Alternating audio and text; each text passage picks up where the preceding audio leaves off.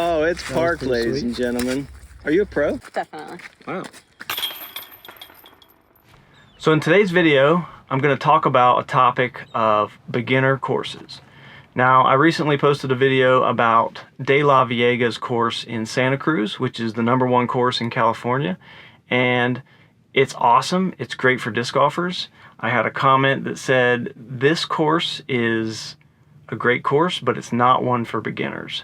There are plenty of those out there. Now, I agree that we need courses like De La Viega. We need championship level courses so that you can compare yourselves to the pros, challenge yourself.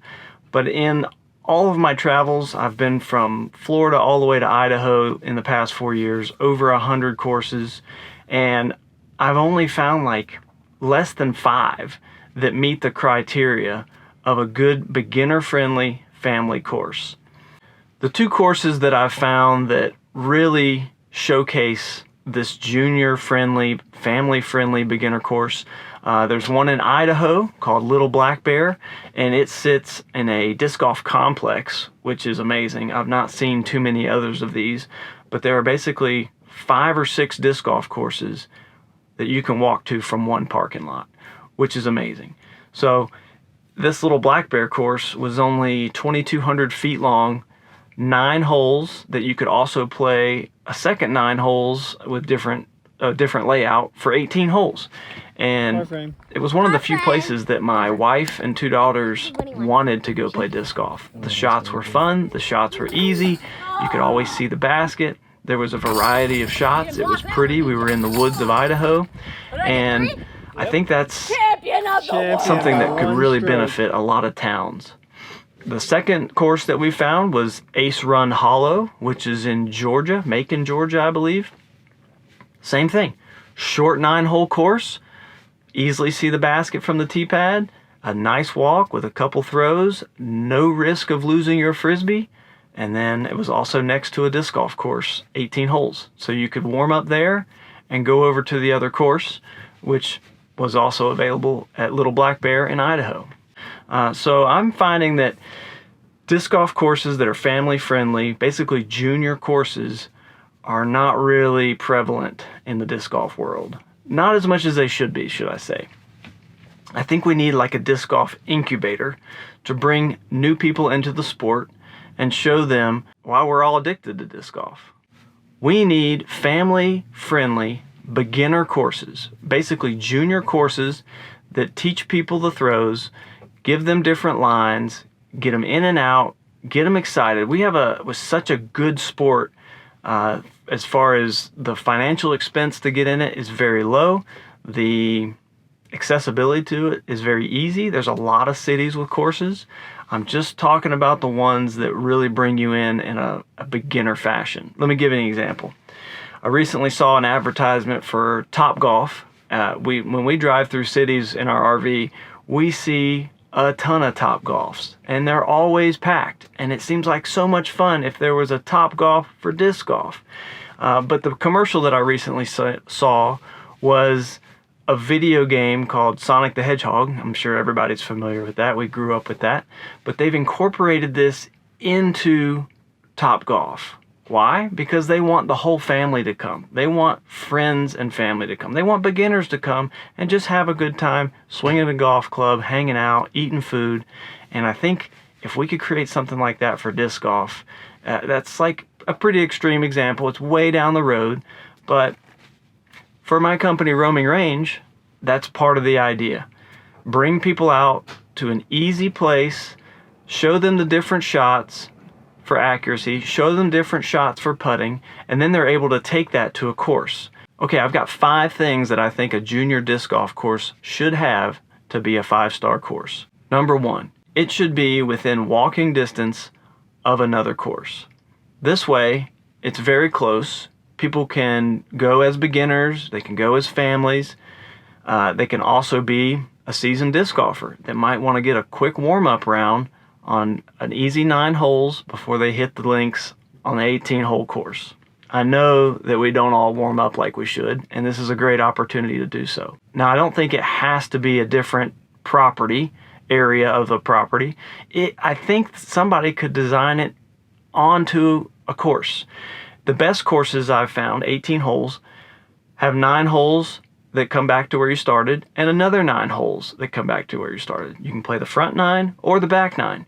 If we would take one of those 9s, one of those mini loops, and throw some beginner holes on there, then that would give the ability for families to get out there, do a short walk, short round, and have something to build on and grow. Now, whether that's a second tee pad or just shortening up the holes to where you throw to a longer basket if you're a pro level or amateur level, that's fine. Incorporate it into that property. There's so many courses out there that have the room. We're just not adding the tee pads. They don't even need to be concrete tee pads. They don't even need to be pavers. Give them a natural tee pad, make it color coded, purple to purple. I'm throwing from the purple flags on the ground to the purple banded basket. Super easy. Second thing, you must be able to see the baskets from the teeing area. There's nothing more frustrating than not knowing where the basket is. I'm the guy that's out there finding new courses because we're always traveling, we're always on the road. So most likely, if I'm visiting a course, I'm looking at my phone, I'm looking at the tee signs. They all vary. There's no standard in the industry. So it's very difficult if the baskets are blind. I can't remember what state I was in, but it was a really cool course, except every shot was a blind shot. So you basically had no chance of knowing where the basket was, and the rough was pretty rough. You were likely going to lose a frisbee if you were going to try and shoot a good score. That means, as a seasoned disc golfer, I'm not having fun on the first round because I don't know where the baskets are. So I know that a beginner or a junior or a family is not going to have fun on that disc golf course. They're not going to visit again. Third thing, low risk of losing a disc. We shouldn't be throwing near water. We shouldn't be throwing near heavy rough. These courses should be pretty cleared out. If you can have it in the woods, I think that's really good. Idaho had it in the woods. Ace Run Hollow in Georgia was in the woods, so you could shape shots, give different fairways to show people, wow, I can turn this disc to the right, I can turn it to the left. And it made it easy to find because it was pretty cleared out. If you're in like a desert scenario or you have open fields, you at least need some targets to throw around. Maybe telephone poles, over some bushes or something, but make it easy if somebody loses that disc or throws it in error, that they don't lose that disc. That will do a couple things for you. It's going to keep the pace of play really smooth. You don't want to have families out there like searching for discs for a half hour. You want them throwing and get to the next throw and throw again, keeping that pace of play. Number 4, Scenic. I asked my wife this question: what makes a disc golf course good in your mind? Scenery. If you're bringing a couple people, a whole family out, it's more than likely they're not all into disc golf. I've coached a couple families who are all into disc golf, and that's amazing. That's part of what we're trying to do, is get the whole family into disc golf. So if you can add scenery to your disc golf course, I've always thought about national parks. When I go into a national park, I look at the vast nature of it, millions of acres protected, and I see hiking trails through there.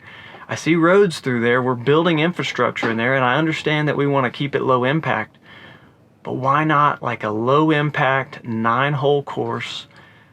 Make it less than 9 holes if you need to, but basically like a walk through the woods, a walk through the desert. Makoshika was a state park in Montana that had a disc golf course. It was amazing. It was a great way to get a hike in, to see the environment, to see some of the cool features of the landscape while throwing a frisbee. So scenery is a big plus. And number 5, a variety of shots. There's nothing more boring than going out to a field and throwing the frisbee at nothing. If you have a way to create a variety of shots, landing in certain zones, dodging trees, shaping it around trees, that's another really big bonus for a 5-star junior course. So I'm hoping that you guys will get out there and start thinking about this in your local region. If there's not a junior course within driving distance of your area, think about approaching your town and getting one put in. My hope is that as these professionals of disc golf start their families, become moms and dads. We've got Paul Macbeth out there, Simon Lizotte, Grady and Paige Shue. You guys have children now, and these children are going to start growing up in disc golf. It would be nice to have other families get involved in a course built by Paul Macbeth, in a course built by Simon Lizotte. I think those guys have such a great impact on the sport, and if they could maybe even standardize, like, hey, this is a roaming range course that we're going to put in this area, so you can then come to my professional course at Cactus Rock or Olympus or whatever Simon decides to build. Yes, there's going to be a clinic put on by Grady and Paige Shue for families with children. I think that'd be an amazing thing to see in disc golf, to bring up the next generation, introducing them to the love of throwing frisbees. So if you have a course in your region that meets these 5 criteria, a 5-star junior level course, comment below. I'd like to put together a list so that people can come to Roaming Range, find the list of junior level 5-star courses in their area that they can take families and beginners and introduce them to the sport of disc golf. Hey, she gets it. Nice job, kiddo.